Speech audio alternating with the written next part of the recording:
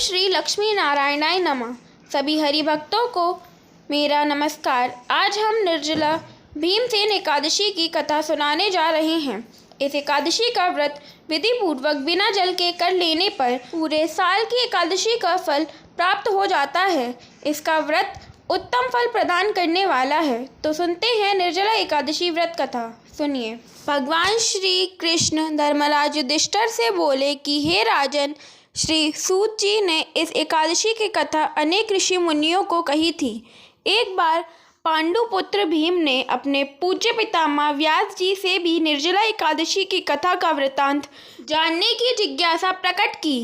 तब सभी शास्त्रों व वेदों के मर्यज्ञ वेद व्यास जी ने कहा, ज्येष्ठ के शुक्ल पक्ष और कृष्ण पक्ष इन दोनों ही पक्षों की एकादशियों के व्रत में भोजन नहीं करना चाहिए और द्वादशी को स्नान आदि से पवित्र होकर भगवान केशव की पूजा करके सबसे पहले ब्राह्मणों को भोजन कराकर अंत में स्वयं भोजन करना चाहिए। भीमसेन कहने लगे, हे पितामह, मैं विधिवत भगवान की पूजा आदि तो कर सकता हूँ, दान भी दे सकता हूँ, परंतु भोजन के बिना नहीं रह सकता।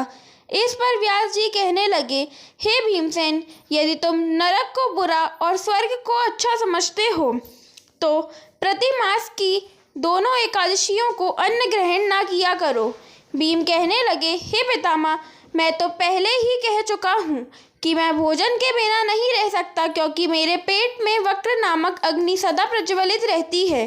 भोजन करने से वह शांत रहती है। अतः आप मुझको कोई ऐसा व्रत बतलाइए जो वर्ष में केवल एक बार ही करना पड़े और मुझको स्वर्ग की प्राप्ति हो जाए। श्री व्यास जी कहने लगे, हे पुत्र, बड़े बड़े ऋषियों ने अनेक शास्त्र आदि बनाए हैं। उन शास्त्रों में भी लिखा है कि मनुष्य को दोनों पक्षों की एकादशी का व्रत करना चाहिए।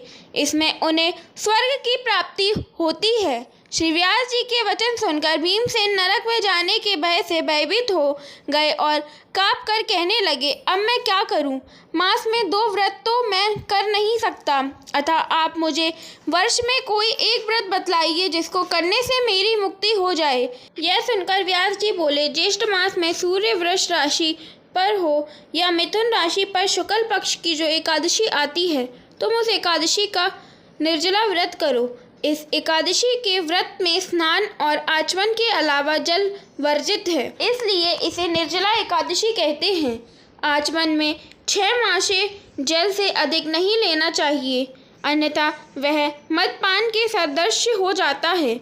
इस दिन भोजन करने से व्रत नष्ट हो जाता है। यदि एकादशी को सूर्योदय से लेकर द्वादशी को सूर्योदय तक जल ग्रहण न करे तो उसे सारी एकादशियों के व्रत का फल प्राप्त होता है।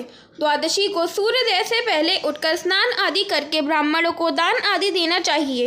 इसके पश्चात भूखे ब्राह्मणों को भोजन कराएं, फिर आप स्वयं भी भोजन करें। इस एकादशी का फल वर्ष की संपूर्ण एकादशियों के फल के बराबर होता है। व्यास जी कहने लगे, हे भीमसेन, यह मुझको स्वयं भगवान ने बतलाया है।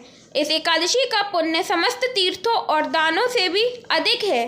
केवल एक दिन मनुष्य निर्जल रहने से पापों से मुक्त हो जाता है। जो मनुष्य निर्जल एकादशी का व्रत करते हैं उनको मृत्यु के समय यमदूत आकर नहीं घेरते, वरन भगवान के पार्षद उसको पुष्पक विमान में बिठाकर स्वर्ग को ले जाते हैं।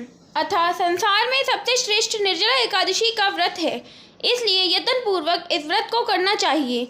उस दिन ओम नमो भगवते वासुदेवाय इस मंत्र का उच्चारण करके गौदान करना चाहिए। इस प्रकार व्यास जी के अनुसार भीमसेन ने इस व्रत को किया, इसलिए इस एकादशी को भीमसेनी या पांडव एकादशी भी कहते हैं। निर्जला व्रत करने से प्रथम भगवान का पूजन करके यह प्रार्थना करें, हे भगवान, आज मैं श्रद्धापूर्वक निर्जल एकादशी का व्रत दूसरे दिन भोजन करूँगा, अतः आपकी कृपा से मेरे सब पाप नष्ट हो जाएं। इस दिन जल से भरा हुआ एक घड़ा वस्त्र से ढककर स्वर्ण सहित दान करना चाहिए।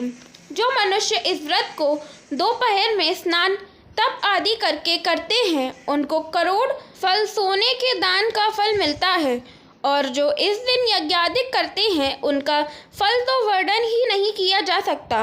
निर्जला एकादशी के व्रत से मनुष्य विष्णुलोक को प्राप्त होता है। जो मनुष्य इस दिन अन्न खाते हैं वे चांडाल के समान हैं, वे अंत में नरक में जाते हैं।